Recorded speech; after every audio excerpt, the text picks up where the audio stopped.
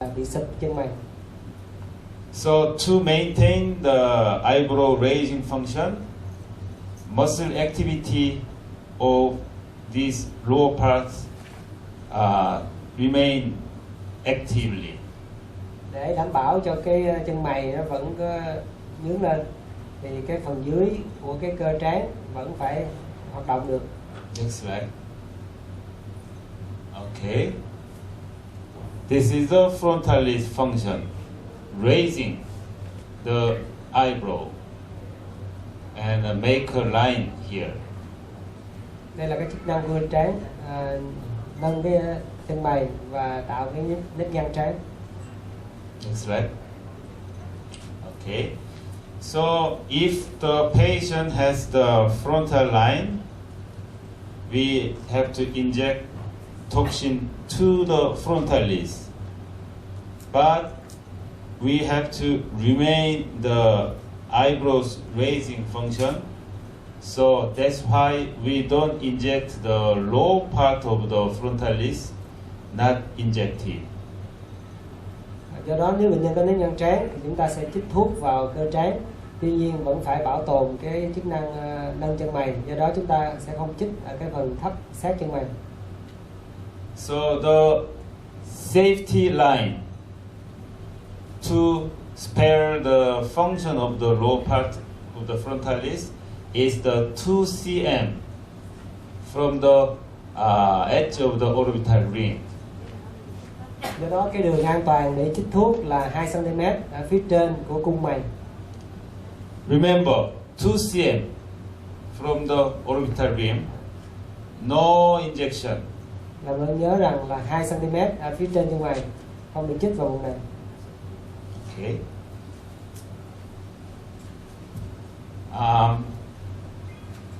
Usually we inject 9 to 10 point, but no injection 2 cm from the orbital rim. No injection here. Thường chúng ta chích 9 đến 10 điểm, tuy nhiên không được chích vào cái khoảng 2 cm ngay phía trên của đường chân mày. Remember, just one unit, one.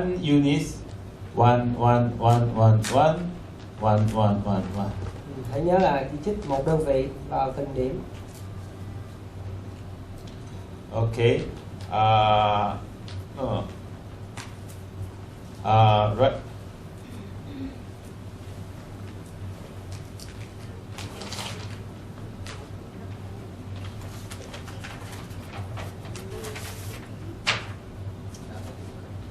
For all of you, I prepared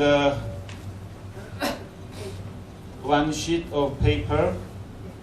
There is the name of the muscles, and you can point, and you can write it down.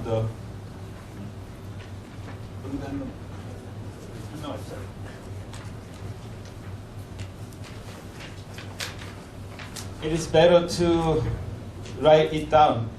Any important point to that paper. Tôi đã chuẩn bị sẵn cái trang giấy có cái hình các cơ và vị trí. Các anh chị hãy ghi chú vào các điểm mình sẽ chích.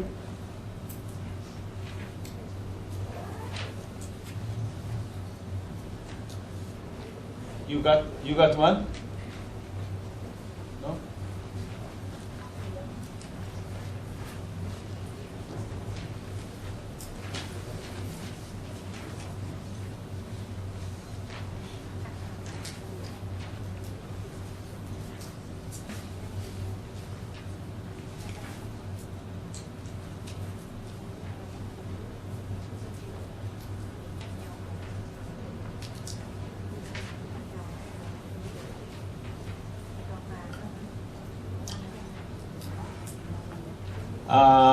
Remember, 2 cm from the ridge of orbital rim. Don't inject toxin. Tôi nhắc lại là phải chích cách cái đường cung mày 2 cm. Because of the incidence of brotosis. Nếu không các bạn sẽ gây ra cái hiện tượng sụp tim mày. And the Asian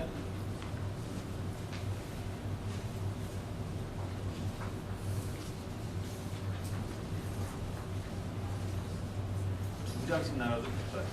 얘가 50장이거든요. 그러면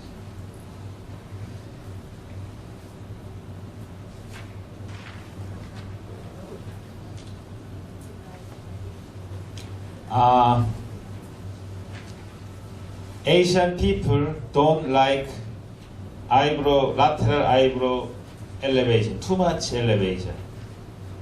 Người châu Á thì thường không thích cái chân mày nhướng lên nhiều quá. So to reduce the incidence of eyebrow lateral elevation, inject little bit lateral side of frontalis muscle. Do đó để làm giảm cái hiện tượng mà chân mày bị nhướng lên, các bạn có thể chích ở phía ngoài của cái cơ trán một chút. If you inject in medial side only, lateral part of frontalis muscle activity increase. So the forehead change like this. Nếu các bạn chỉ chích ở cái phần trong của phần giữa của cơ trán thì cái phần ngoài nó sẽ co thắt bù trừ và gây ra cái hiện tượng nhướng cái chân mày hay góc chân mày hai bên. Okay. 9 points and 7 point is middle part and lateral 2 point is for reduce the lateral eyebrow too much elevation. Remember these 2 points. Bạn chích 7 điểm ở vùng giữa và thêm 2 điểm phía ngoài để hạn chế cái hiện tượng nhướng chân mày. Next slide. And the second one is glabella front line. Next, yes, he now frowning the glabella. Tiếp theo là cái nếp nhăn do châu mày. Glabella front line is caused by corrugator muscles, and very important is to know where is the corrugator muscles. Cái đường châu mày là do cái cơ corrugator là cái cơ châu mày gây ra và các bạn cần phải biết cái cơ này nằm ở đâu. Actually, corrugator muscle is located just on the bone. Cái cơ châu mày này nó nằm ngay trên xương. So to inject to the corrugator, the needle to touch the bone, and then there injects the toxin. Do đó để chích cái cơ châu mày này các bạn phải chích cho cái kim đụng vào xương và tiêm thuốc. Yes, please feel the superciliary arch bone. Nào các bạn hãy cùng rờ cái cung mày. In this area, there is corrugator, and on the corrugator, there is frontalis. Ở cái khu vực chính giữa này các bạn có thể sờ thấy cái cơ châu mày và phía trên đó là cơ trán. So if you inject superficially, the toxin goes to frontalis. Do đó nếu các bạn chích nông thì thuốc nó sẽ đi vào cơ trán. So you have to inject insert the needle very deep to the corrugator, and the tip of the needle touch the bone. Do đó các bạn phải chích cái kim thật sâu vào và cái đầu kim phải đụng tới xương. Next slide. And the function of the corrugator is oppose the eyebrow. Và cái chức năng của cơ châu mày là làm cho hai cái chân mày chụm lại vào nhau. Next slide.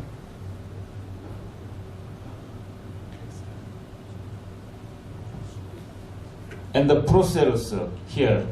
Procerus action is